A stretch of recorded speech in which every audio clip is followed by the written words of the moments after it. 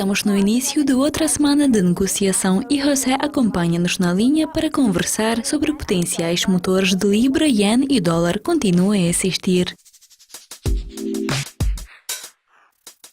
Hoje o nosso amigo José está nos acompanhando na linha da Irlanda. Os dados PIB do Reino Unido foram lançados nesta semana e desde o início do ano os dados PIB do Reino Unido tiveram um pior desempenho da UE. O que os investidores devem analisar desses dados? Antecipamos os dados PIB para ser a cerca de 1,7%. Os investidores devem prestar atenção para a estabilidade, examinar exatamente a condição atual e analisar se a economia é suficientemente saudável para enfrentar-se com negociações Brexit. Eu acho que primeiramente temos que olhar se o mercado tem o desempenho de acordo com a previsão, o que seria normal e podia lhe fornecer sugestões para futuras expectativas. Agora você tem que estar ciente se tivermos uma leitura que seja com ligeira diferença de 0,1%, tal poderia ser um sinal de que algo deve ser considerado e investidores terão de ajustar-se. Agora podemos dar uma olhada para os gráficos e dados para todos os investidores, traders e o público que faz investimentos a longo e curto prazo.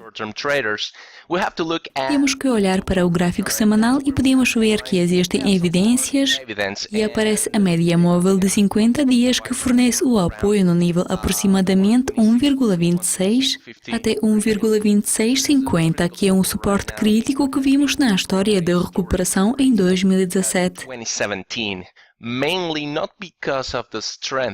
Tal ocorre principalmente não devido à força da economia do Reino Unido, mas temos que considerar o fator que o novo governo do Joá está jogando de modo que proporcionou a oportunidade para que a libra britânica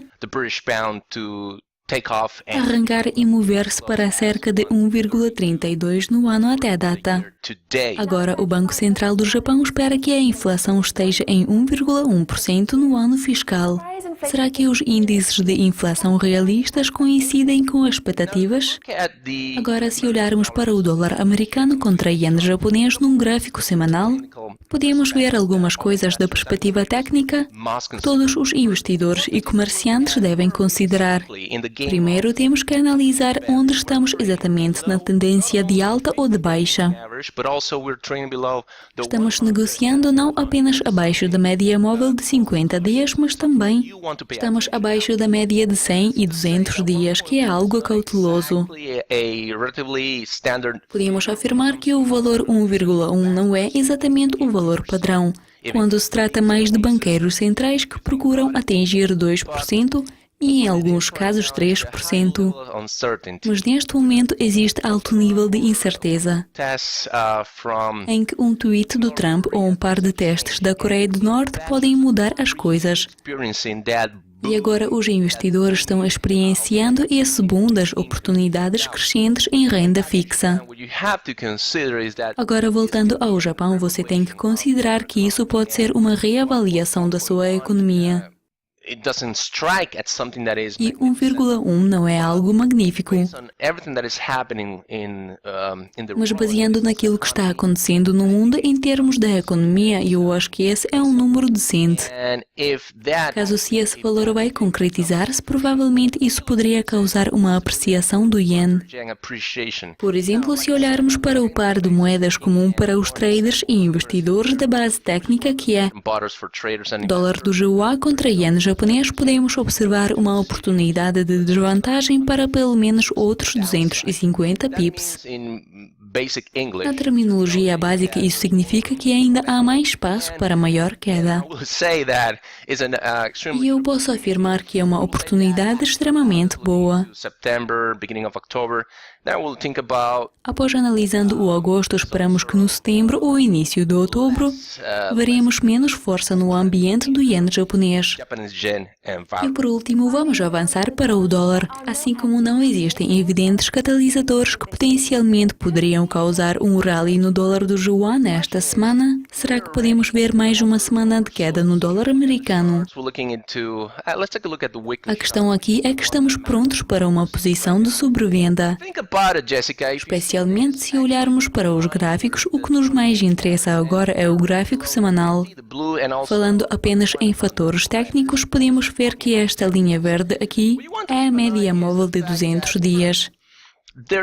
Estamos abaixo da linha azul, que é de 50 dias, e também estamos abaixo da vermelha, que é 100 dias. Temos que prestar atenção que não existe nada no espectro fundamental.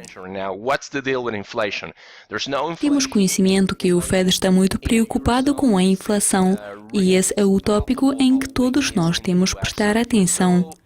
Assim como não temos a inflação no JUA e na zona de euro. Então todos os membros da Reserva Federal estavam preocupados e essa questão foi expressada. E é por esta razão que esse padrão de continuação de subidas foi mantido e está sendo empurrado para o dezembro. De acordo com os bancos e pesquisas ING, ainda existe espaço para mais uma subida das taxas em dezembro de 2017. Sem dúvida que temos que analisar como exatamente isso acontecerá. Assim como no JUA temos questões que estão criando impacto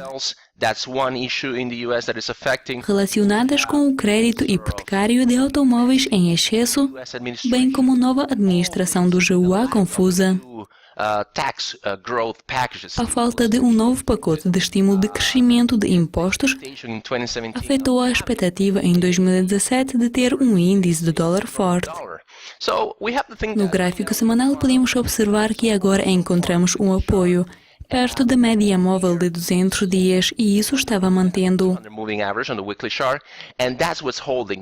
Se analisarmos o gráfico semanal, podemos ver que ainda existe muito espaço e os preços podem cair para o nível de 40 para 60.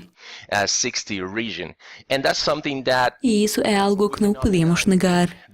Caso se não teremos o suporte do Fed ou não teremos nenhum ajuste na perspectiva de deflação, podemos esperar outra queda no dólar. Obrigado, tenham ótima semana. José, como sempre, foi um prazer. Muito obrigado por seus conhecimentos. Com isso, encerramos o nosso episódio, mas volto a clicar ao longo da semana de negociação.